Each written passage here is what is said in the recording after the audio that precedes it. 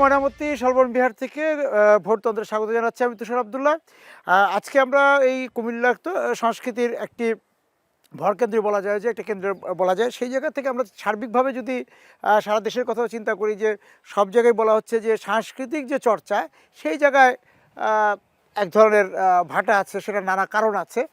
সেই ক্ষেত্রে কেউ কেউ বলেন যে রাজনৈতিক বা রাষ্ট্রের কথা বলে, যে রাষ্ট্রের পৃষ্ঠপোষকতা প্রণোদনা সেগুলোর ঘাটতির কথা বলা হচ্ছে। কিন্তু সামনে যেহেতু ভোট নির্বাচন, আমরা একটু আপনাদের কাছে জানতে চাবো যে সার্বিকভাবে যদি বলেন যে আগামীতে যারা সরকার গঠন করবে, পরিচালনা করবে, তাদের কাছে এই সাংস্কৃতিক অনুশীলন চর্চার ক্ষেত্রে আপনারা কি জানতে চান? হৃদয় ভাই যদি শুরু করেন। ধন্যবাদ তুষার ভাই, আপনাকে আমরা কুমিল্লায় স্বাগত জানাচ্ছি। এবং আপনি এখন যেখানে দাঁড়িয়ে আছেন, এটি সংস্কৃতির একটি উর্বর ভূমি এই উপমহাদেশের। আপনি হয়তো জেনে থাকবেন যে এই শালবন বিহারে বা এই শালবন এলাকাতেই বাংলা সাহিত্যের আদি নিদর্শন চর্যাপদের অনেকগুলি পদ রচিত হয়েছে। এখানকার কবিরা এটি রচনা করেছেন এবং এটা নেপালের রাজদরবার থেকে সেটি উদ্ধার হয়েছিল। আমি সেদিকে ইতিহাসের দিকে যাচ্ছি না, আমি বলতে চাচ্ছি যে সংস্কৃতিটা হচ্ছে রাজনীতিকে শক্তিশালী করে, রাজনীতিকে ক্ষমতায়ন করে, রাজনীতিকে সমৃদ্ধ করে। কিন্তু আমাদের দেশে হচ্ছে কি, এই রাজনৈতিক দলগুলো যখন এই সমৃদ্ধি, ক্ষমতা, শক্তি সঞ্চয় করে যখন ক্ষমতায় যায়, তখন তারা সংস্কৃতি বিমুখ হয়। সংস্কৃতির প্রতি তাদের আদর আপ্যায়ন তেমন থাকে না। আমি মনে করি যে সামনের দিকে যে নির্বাচন হতে যাচ্ছে, একটি জুলাই পরবর্তী সময়ে যে নতুন আমরা একটি বাংলাদেশ দেখতে যাচ্ছি, সেই বাংলাদেশের যে প্রথম নির্বাচন হতে যাচ্ছে, সেখানে ক্ষমতাসীন দল এই সংস্কৃতিকে পৃষ্ঠপোষকতা করবে, লালন পালন করবে এবং এটিকে সমৃদ্ধ করবে। যে দেশের সংস্কৃতি যত উন্নত, সে দেশ অর্থনৈতিকভাবে এবং সামাজিকভাবে, রাজনৈতিকভাবে সবচেয়ে বেশি উন্নত। আমরা বিশ্বের অনেকগুলো দেশ, শক্তিশালী দেশ, অনেকগুলো উন্নত দেশের কথা জানি। আপনি যদি দেখেন যে ফ্রান্স, তারা অনেক বেশি অর্থনৈতিকভাবে শক্তিশালী, কিন্তু এই শক্তিশালীর পেছনে হচ্ছে তাদের সংস্কৃতি।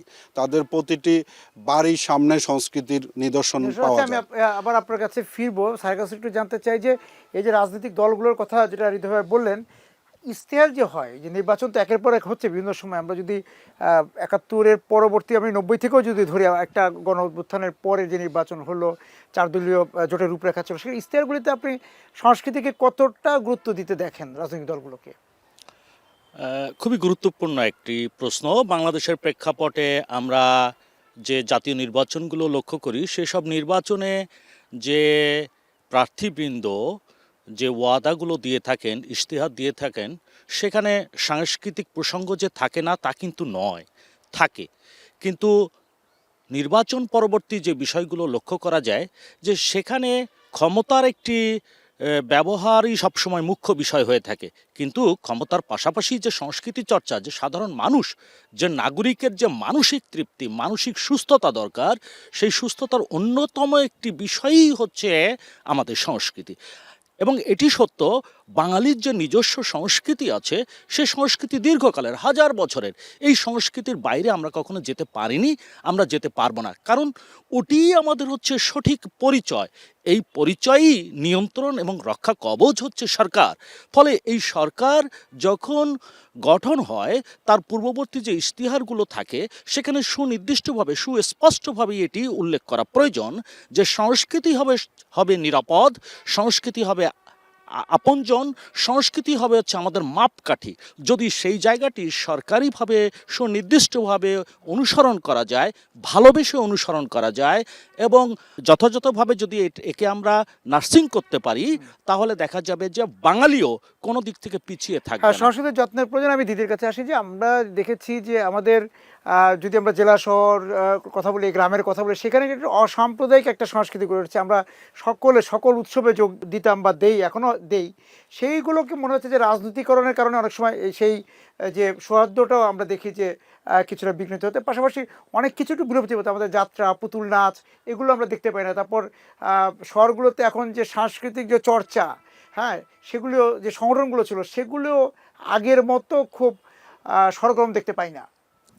ধন্যবাদ। আপনি খুব গুরুত্বপূর্ণ একটি জায়গা থেকে আমাকে প্রশ্নটি করেছেন।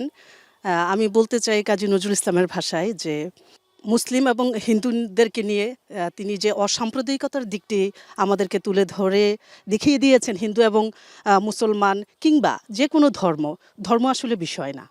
আমাদের সংস্কৃতি আমাদের যে কোনো দেশের একটি মানুষের জীবনের স্বরূপ, অর্থাৎ সে জীবনে বলা চলা করা সবগুলো দিকই কিন্তু সংস্কৃতির অংশ।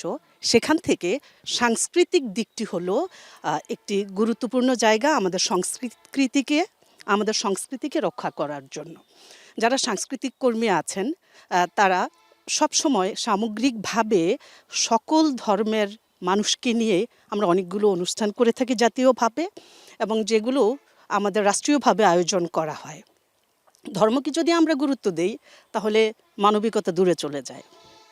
মোরা একই বৃন্তে দুটি কুসুম, হিন্দু মুসলমান, মুসলিম তার নয়নমণি, হিন্দু যে তার প্রাণ।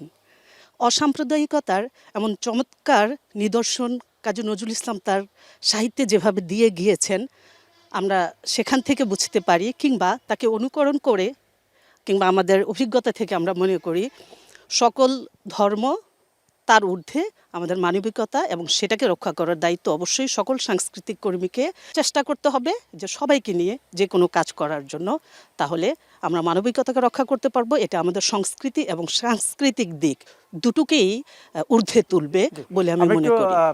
ভাই আপনার কাছে আসি যে এই সচিন কর্তার শহরে হ্যাঁ সাংস্কৃতিক চর্চা বা অনুষ্ঠানটা কিরকম হচ্ছে এখন?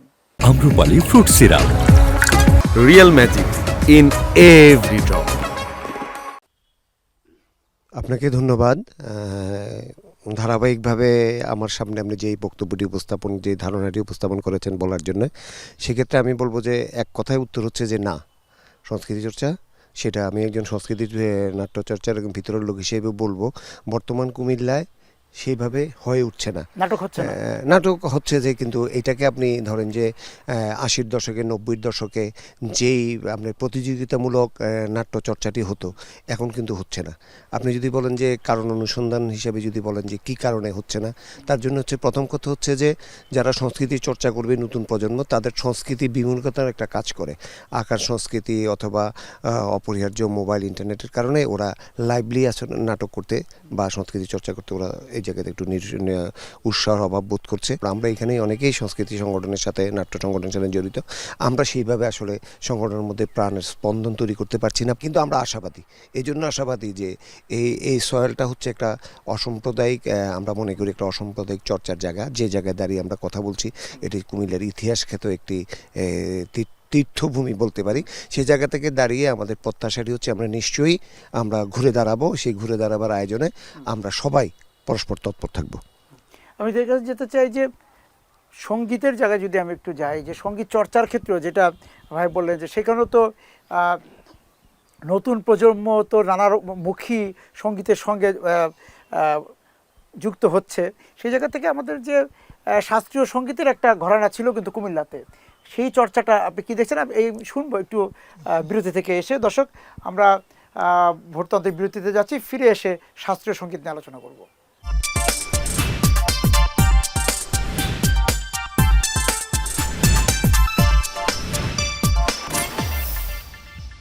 ফিরে এলাম ময়নামতিতে। কথা বলবো বলেছিলাম যে ভোটতন্ত্রে শাস্ত্রীয় সঙ্গীত নিয়ে। শাস্ত্রীয় সঙ্গীতের যে অনুশীলন, সেটা আপনি সার্বিকভাবে, আমরা শুধু কুমিল্লার কথা মধ্যে আমরা থাকতে চাই না, সার্বিকভাবে যদি বলেন, দেশীয় ভাবে সার্বিকভাবে যদি আপনি বলেন। ধন্যবাদ তুষার ভাই। আমি আসলে বলতে চাই শাস্ত্রীয় সঙ্গীত তো একদম উঠেই গেছে। কুমিল্লার কথা আমি অন্য জায়গায় জানি না, কুমিল্লাতে তো এই চর্চাটা একেবারেই হচ্ছে না। এটা নিয়ে আমরা খুবই দুঃখিত, মানে নিজেও করতে পারছি না, কারণ সে পরিবেশ নেই। শাস্ত্রীয় সঙ্গীত কেউ শুনতে চায় না, চর্চাও করতে চায় না। কিন্তু এটা যে কত বড়, এটা ছাড়া যে কোনো সঙ্গীতই হবে না, এটাই বুঝে না আজকালকার ছোট বাচ্চারা। আমি একজন টিচিং করি, নজরুল ইনস্টিটিউটের প্রশিক্ষক আমি সঙ্গীতে, কিন্তু কেউ এটা নিয়ে কেউ চর্চা করতে চায় না, শুধু গান করে গেলাম। আর আমরা বাবারা, আমার বাবা একটু জানতে চাই, আপনার যেহেতু শিক্ষার্থীরা আছেন, সেই জায়গা থেকে যে তাৎক্ষণিকতা, হ্যাঁ, যে তাৎক্ষণিকভাবে ওই যে আমরা যদি বলি যে তারকা হওয়া বা কিছু একটা পাওয়া, এখন তো ভাই একটু আলোচনা করেছে যে মুঠোফোনের জগতে আপনার সরাসরি আপনাকে টেলিভিশনে বেতারে আপনাকে পরীক্ষা দিতে হচ্ছে না, সরাসরি আপনি দর্শকের কাছে বা যারা দেখছেন তাদের কাছে চলে যেতে পারছেন, এই জায়গাটা আমাদের তো একটা প্রভাব ফেলছে। এটা ভবিষ্যৎ অন্ধকার। শুধু শুনে শুনে গান করলাম, ফেসবুকে ছেড়ে দিলাম, ইউটিউব থেকে গান শুনে শিখে, এটা ভবিষ্যৎ প্রজন্ম সেটা তো একেবারে মানে হ্যাঁ, নষ্ট সঙ্গীত হয়ে বা গান যাচ্ছে। সম্পর্কে তো মানে সাধারণ ধারণাটাও ভুল হচ্ছে যে ভুল আমি যে হচ্ছে। গানটা শুনছি সেটা শুদ্ধ জি। সঙ্গীত কিনা। না, এটা শুদ্ধ সঙ্গীত না। শুদ্ধ সঙ্গীত শিখতে হলে আগে আপনি জানতে হবে ক্লাসিক্যাল। তা এই যে আপনি নজরুল উচ্চাঙ্গ ইনস্টিটিউটে সঙ্গীত। আছেন, ওই জায়গা থেকে যেহেতু আমরা সরকার নিয়ে কথা বলছি, রাজনীতির এটার সাথে যুক্ত, সেই জায়গা থেকে সরকারি পৃষ্ঠপোষকতা, সরকারের এখানে মনোযোগ আপনারা কত দেখেন বা দেখে আসছিলেন? সরকারি মনোযোগ আছে, কিন্তু আসলে মানে এটা সরকারের সঙ্গে তো আবার বরাদ্দ যুক্ত থাকে, তাদের উদ্যোগ যুক্ত থাকে, সেগুলি আপনি কতটা দেখেছেন? আসলে এখানে অর্থনৈতিক কিছু সমস্যা আছে শিল্পীদের, অবকাঠামোরও অভাব। সময় একটু, আপনিও তো নজরুল ইনস্টিটিউটের সাথে জড়িত, আমরা নজরুলের সঙ্গে কুমিল্লার একটা খুব মানে একটা নিবিড় সম্পর্ক ছিল, সেই জায়গা থেকে নজরুল চর্চা নিয়েও কিন্তু বলতে পারি আমরা যে আমরা জাতীয় কবি বলছি, কিন্তু উনাকে আমরা কতটুকু আমাদের পাঠে আমাদের অনুষ্ঠানে রাখছি, সেটাও তো একটা, সেখানেও কিন্তু একটা রাজনৈতিক ব্যাপার আছে, তাই না?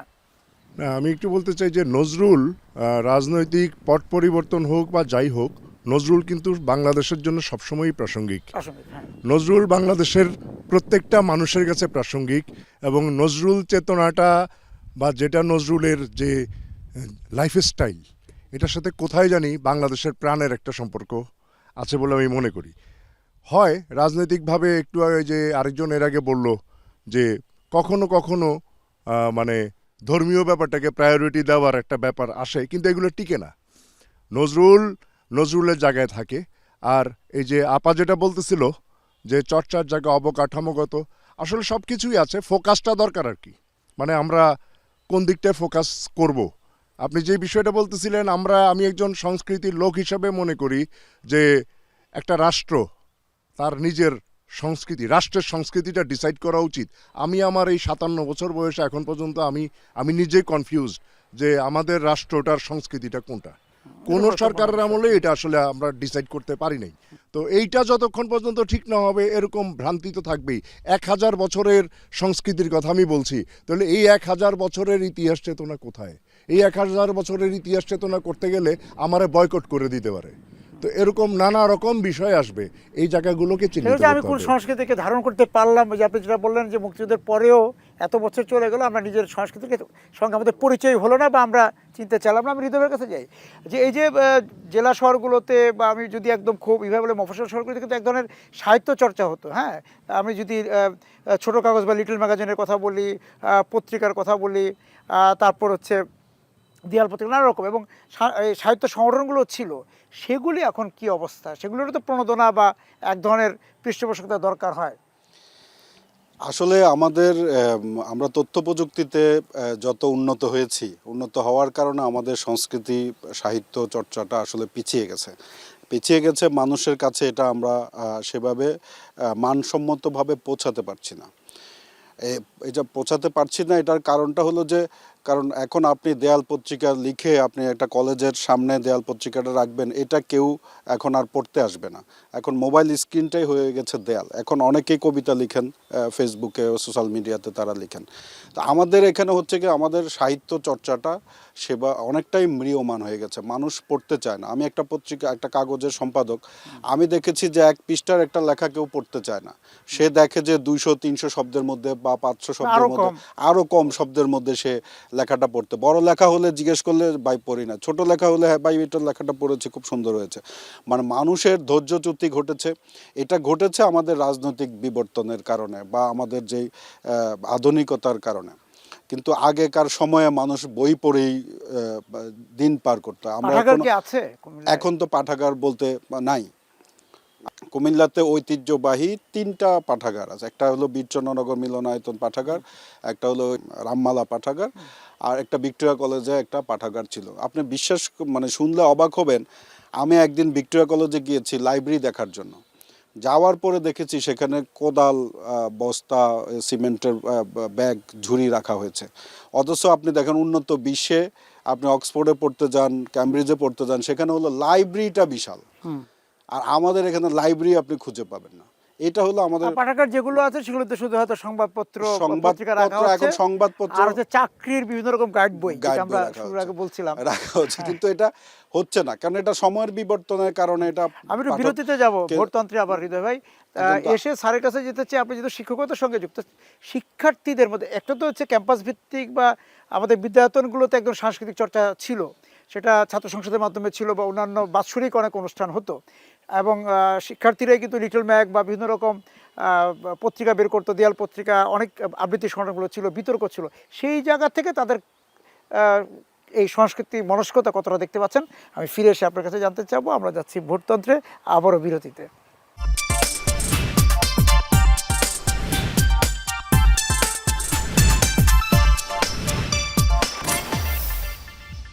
ফিরে এলাম ভোটতন্ত্রে। আমি স্যারের কাছে জানতে চাচ্ছিলাম বিদ্যায়তনের শিক্ষার্থীরা কতটা এখন সংস্কৃতি মনস্ক আছে। খুবই গুরুত্বপূর্ণ একটা প্রশ্ন। আমরা যখন 90-এর দশকের ছাত্র ছিলাম, আমাদের স্কুল কলেজগুলোতে কিন্তু একটি সংস্কৃতির চর্চা বহমান ছিল, এবং সেটি বছরের বিভিন্ন সময় হতো।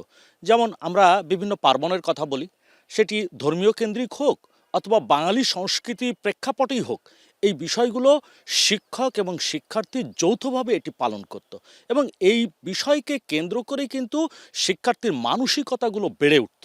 কিন্তু বর্তমান সময়ের প্রেক্ষাপটে যে আকাশ সংস্কৃতি বলি, এই সংস্কৃতি আমাদের শিক্ষক এবং শিক্ষার্থী উভয়ের ক্ষেত্রেই একটি দুর্যোগ বয়ে নিয়ে আসছে। এটি যে ভালো দিকগুলো আছে, সেই সংস্কৃতিগুলোর মধ্যে কিন্তু বাঙালি সংস্কৃতির অংশ বা গ্রহণযোগ্যতা খুবই কম। তাহলে আমরা ইউরোপীয় সংস্কৃতি ব্যবহার করছি, এটি হলো মোদ্দা কথা, কিন্তু এই ইউরোপীয় সংস্কৃতি আমাদের মানসিকতাগুলোকে নষ্ট করে ফেলছে। আমাদের শিক্ষার্থীদেরকে অবশ্যই তাদের পাঠ্যসূচিতে যেমন বাঙালিপনা, বাঙালিত্ব, বাঙালি সংস্কৃতি, বাঙালির অস্তিত্ব এবং আমাদের হাজার বছরের যে সংস্কৃতি, আমাদের যে আইডেন্টিটি, এই বিষয়গুলো যদি আমরা শিক্ষার্থীর মানসিকতায় যতদিন ঢুকিয়ে না দিতে পারবো, ততদিন পর্যন্ত কিন্তু এই জায়গাটি আমরা আত্মপরিচয়ের পিছিয়ে কথা স্যার থাকবো। আপনি বললেন, বাঙালির হাজার বছরের ইতিহাসের কথা বললেন, সেখানে কিন্তু বাঙালির একটা ভালো দিক ছিল যে এই যে বাইরের যে সংস্কৃতি, বিভিন্ন পৃথিবীর বিভিন্ন নানা প্রান্ত থেকে মানুষ এসছে বাংলাদেশে বা এই জনপদে, সেখান থেকে কিন্তু ভালোটা বাঙালি নিয়েছিল। এখন কি নেওয়াটা আমরা ভুলে গেলাম বা? আসলে এটি একটি মানসিকতার ব্যাপার। আচ্ছা, আমাদের এই মানসিকতার সঙ্গে শুধুমাত্র শিক্ষক জড়িত এটা বলা যাবে না। এই মানসিকতার সঙ্গে পরিবার জড়িত, রাষ্ট্র জড়িত, আমি একটু শিক্ষা প্রতিষ্ঠান দিদির দিকে জড়িত। তাকিয়েছিলাম যে পরিবারে আসবো, আপনি পরিবার শব্দটা উল্লেখ করেন, পরিবার কি ভূমিকা রাখছে এটা একটু জানতে চাই সংস্কৃতি চর্চায়। মানে পরিবারের ভিতর থেকেই তো এই চর্চাটা শুরু, গাঁথুনিটা। আবারও ধন্যবাদ আপনাকে ভাইয়া। পরিবার হলো শিশুর প্রথম শিক্ষালয়, যেখান থেকে তার শিক্ষা শুরু হয়। আমরা যতই শিক্ষা প্রতিষ্ঠানে বসে চেষ্টা করি না কেন, যদি একটি পরিবার না চায় তার শিশু এভাবে গড়ে উঠুক, তবে আমাদের পক্ষে একটি শিশুকে এভাবে গড়ে তোলা সম্ভব নয়। তাহলে কিভাবে গড়ে তোলা সম্ভব? আসলে পরিবার যেভাবে চায়। তাই সংস্কৃতি রক্ষায় এবং সাংস্কৃতিক চর্চায় পরিবার অন্যতম একটি দায়িত্ব নিয়ে থাকে। এবং আমরা এখন যেটি দেখতে পাই, কুমিল্লা শহরের কথা যদি বলি, এখানে বসে আমি দেখতে পাই যে এখানে একটি পরিবার এখন পর্যন্ত খুব চেষ্টা করে যায় তার সন্তানদেরকে সংস্কৃতি টিকিয়ে রাখার জন্য, একটি সুস্থ সাংস্কৃতিক ধারায় চর্চা করা যাওয়ার জন্য। এবং সেই ক্ষেত্রে আমার কাছ থেকে পরিবারের চেষ্টাটাকে প্রশংসা না করার কোনো কারণ নেই। তবে আমার কাছে মনে হয় আমাদের পারিপার্শ্বিকতাটাও যদি আরেকটু করে উন্নত হয়, কিংবা কিছু কিছু পরিবার যারা সেই সংস্কৃতিটাকে রক্ষার জন্য সাংস্কৃতিক চর্চাটাকে গুরুত্ব দিচ্ছেন না, তারাও যদি আরও কিছুটা এগিয়ে আসে, অবশ্যই পরিবারের সর্বোচ্চ গুরুত্বের কথা চিন্তা করে আমাদের পরিবারকে আগে চিন্তা করতে হবে যে আমি একটি শিশুকে যদি তৈরি করতে না পারি, তবে এই শিশুটি আমার ভবিষ্যৎকে অন্ধ করে দেওয়ার জন্য যথেষ্ট। আমি ভাই আপনার কাছে আসতে চাই যে সংস্কৃতি মানে তো শুধুমাত্র নাট্যচর্চা বা সঙ্গীত নয়, এখানে যাপনের একটা অভ্যাস আছে, সেখানে খাদ্যাভ্যাস, পোশাক সব কিছু মিলেই আপনি কি পর্যবেক্ষণ করছেন? ধন্যবাদ। আমরা সবাই বলি যে সংস্কৃতি জাতির মনন গড়ে, তো এইটা আমার কাছে মনে হয় একটা কিতাবি বক্তব্য, কিন্তু বাস্তবতার সাথে অনেক এটার একটা তফাৎ এবং পার্থক্য লক্ষ্য করা যায়। আপনি সংস্কৃতির চর্চার বিকাশে যে পারিপার্শ্বিক অবস্থান, এটির তো বর্ণনা আমাদের সম্মানিত দুইজন আলোকের মধ্যে বেরিয়ে এসে, এই জায়গায় আমি করতে চাই না। শুধু বলবো যে এখনকার যে বাস্তবতা, একটা হচ্ছে জাতীয় প্রেক্ষাপট আর হচ্ছে কুমিল্লা। এখন ধরেন জাতীয় প্রেক্ষাপট আপনারা সবাই জানেন, কুমিল্লায় হচ্ছে নানা ধরনের সীমাবদ্ধতা আছে সংস্কৃতি চর্চার ক্ষেত্রে। সেক্ষেত্রে ধরেন যে সংস্কৃতি সংগঠন, নাট্য সংগঠন, আবৃত্তি সংগঠনগুলো তাদের পর্যাপ্ত পৃষ্ঠপোষকতা পায় না। আমি একটা বিষয়ে আপনার এই প্রশ্নের সাথে সম্পূরক একটি আলোচনায় আমি প্রবেশ করে আপনাকে বলতে চাই, দুই যুগের মতো বা তার চেয়েও বেশি সময় ধরেন যে এখানে যে পার্লামেন্ট যে নির্বাচনে যিনি একটা এলাকাভিত্তিক যে সংসদ সদস্য নির্বাচিত হন, তারা দিনে এলাই সম্রাট আকবরের মতো ক্ষমতা এক্সারসাইজ করেন। অর্থাৎ তার সাম্রাজ্যে তার বিনা অনুমতিতে অন্য কেউ কোনো কিছু করতে পারবে না। এই যে রিজিম চেঞ্জ হওয়ার যেটা বলেন, আমি খুব একটা আশাবাদী এই কারণে হব না যে, কারণ সকালবেলা সূর্য দেখলে তো বোঝা যায় সারাটা দিন কেমন যাবে। সেক্ষেত্রে আগামী দিনেও যারা আসবে তারা সেক্ষেত্রে কতটুকু ধারণ করবে, এটা কিন্তু একটা মোটা দাগের একটা প্রশ্ন থেকে গেল। কারণ এইখানে ওই ব্যক্তির মানুষটা একটা যেমন ধরো একটা ইম্পর্ট্যান্ট, এবং ওই যে সুমন ভাই যেটা বলে যে জাতীয় সংস্কৃতির তো আমরা জাতীয় কোনো সনদও তৈরি করতে পারলাম না, যেটা কোন আবহে সংস্কৃতি চর্চাটা দেশ পরিচালিত হবে। সেই জায়গাকে দাঁড়িয়ে ব্যক্তিভাবে একটা এমপি কিন্তু একটা বিশাল বড় রোল প্লে করেন তার আপনার কাছে আসবো। এই যে আমরা বলছি যে 24-এ একটা গণ অভ্যুত্থান হলো, আমাদের তরুণরা সেখানে নেতৃত্ব দিয়েছে, তাদের মধ্যে 24 পরবর্তী যে সাংস্কৃতিক চর্চা, সংস্কৃতির জায়গা থেকে তারা আমাদের যে বাঙালি সংস্কৃতি বলেন, বাংলাদেশের সংস্কৃতি বলেন, বা এই জনপদের মাটির, যেভাবে আমরা বলি না কেন, মাটি বিচ্ছিন্ন কোনো সংস্কৃতি না, সেইটার সাথে তারা কতটা আসলে যুক্ত তাদেরকে দেখতে পাচ্ছেন? সব কিছু এলোমেলো হয়ে আছে, কোনো কিছুই গুছানো না। আমরা একটা নির্বাচনের প্রত্যাশা করতেছি যে 15 বছর মানুষ ভোট দেয় নাই বলছে, তাহলে 15 বছর যে আমরা ভোট দিতে পারি নাই, তাহলে এইবার একটা ভোট দেই, এরকম একটা আকাঙ্ক্ষা তৈরি আছে। তো এই সংস্কৃতিটা এখন আমরা ঠিক করতে পারিনি আমার মনে হয় আর কি, এলোমেলো এই জায়গাগুলোতে আছে। আর যেই প্রশ্নটা আপনি করলেন, আসলে মানে এখন যারা 24-এর সেই গণ অভ্যুত্থান ঘটিয়েছে, আমি 90-এর গণ অভ্যুত্থানের একজন কর্মী ছিলাম, সেই হিসাবে আমি বলি যে 90-এর গণ অভ্যুত্থান পরবর্তী সময়ে আমাদের চিন্তা ছিল যে আমরা দেশ গঠন করব, মানে আমরা করবো একটা দেশ গঠন, এখানে একটা গণতন্ত্র হবে, এরকম একটা বিষয় ছিল আমাদের মধ্যে। হ্যাঁ, এখনের যে বিষয়টা, এটার মধ্যে বারবারই দেখি যে আরেক দেশের সমালোচনা, এটা একটা সংস্কৃতিতে নতুন করে দাঁড়িয়েছে। আরেক দেশের সমালোচনা আমার দেশে আসলে কি উপকার করবে, এটা আমার বুঝে খেলে না। হ্যাঁ, তো এই জায়গাগুলো, এই সংস্কৃতিগুলোর থেকে আমাদের আসলে দূরে থাকতে হবে। আমি আবার ভোটতন্ত্রের বিরতিতে যেতে হবে। ফিরে এসে আপনাদের কাছে জানতে চাবো যে যারা আগামীতে ভোটে বিজয় হয়ে আসবেন, এই যে ভাই বলছিলেন যে যারা নির্বাচিত হয়ে আসেন তারা নিজেদেরকে এক একটা পরগনার মালিক ভাবেন, সেইভাবেই তারা আসলে এই তাদের আসনগুলো বা রাজনীতি করবেন কিনা, বা আপনি তাদের কাছে কী চান, সেইটা প্রত্যেকের কাছে শুনতে চাবো। আমরা একটু বিরতিতে যাচ্ছি দর্শক, ময়নামতি থেকে আবার যাচ্ছি ভোটতন্ত্রের বিরতিতে।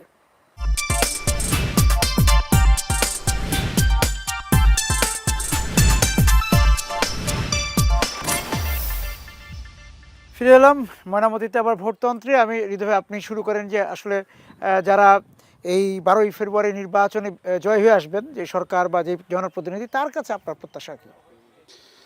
তার কাছে আমার প্রত্যাশা অনেক। তার আগে আমি বলি যে বাংলাদেশটা তো একটা অসাম্প্রদায়িক চেতনার মধ্য দিয়ে প্রতিষ্ঠিত হয়েছে মহান মুক্তিযুদ্ধের মাধ্যমে।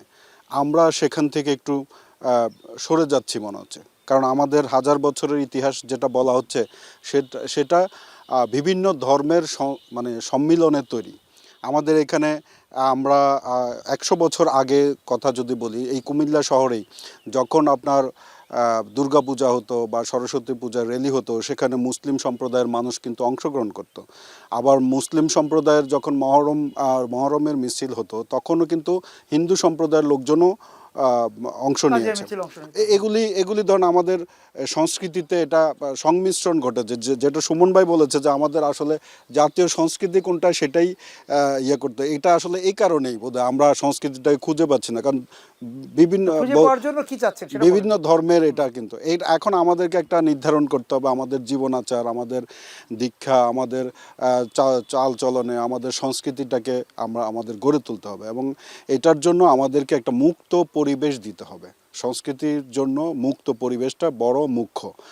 আজকাল দেখেন আপনি জুলাই পরবর্তী সময়ে আপনি যেটা বলেছেন যে এই যে গ্রাফিতি, এই যে শিক্ষার্থীরা গ্রাফিতি করতে পারে এইটা আমাদের ধারণার মধ্যেও ছিল না, কারণ আমরা আগে দেয়াল লিখন চিকা মারার কথা অনেক শুনেছিলাম, দেখেছি, কিন্তু এই যে গ্রাফিতি একটা নতুন সংস্কৃতি আসছে এবং এটার মধ্যে দিয়ে যে একটা বড় মেসেজ জনসাধারণের কাছে মানুষের কাছে পৌঁছানো যায় এটা আমাদের মধ্যে ছিল না।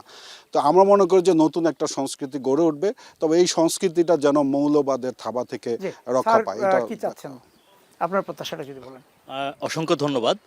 আসলে একটি রাষ্ট্রের যে মেরুদণ্ড শক্ত হতে হয়, এই মেরুদণ্ড শক্ত হতে গেলে তার ইতিহাস, ঐতিহ্য এবং সংস্কৃতি অন্যতম একটি অনুষঙ্গ বা উপকরণ। এই অনুষঙ্গ বা উপকরণ যদি যথাযথভাবে চর্চা না হয় তাহলে কখনোই আমরা বাংলাদেশকে একটি মেরুদণ্ড শক্তওয়ালা দেশ হিসেবে বিশ্বের দরবারে চিহ্নিত করতে পারবো না। এটি একদম পরিষ্কার কথা। আমাদের অহংকার করার মতো ভাষা আন্দোলন আছে, আমাদের অহংকার করার মতো মুক্তিযুদ্ধ আছে, আমাদের অহংকার করার মতো বাঙালির যে ঐতিহ্য, ইতিহাস, সংস্কৃতি আছে তা কিন্তু অনেক বেশি গ্রহণযোগ্য এবং ভালোবাসার যোগ্য, এবং তা টেকসই করতে গেলে অবশ্যই রাজনৈতিক ব্যক্তিদেরকে এগিয়ে আসতে হবে। আপনার চাওয়া?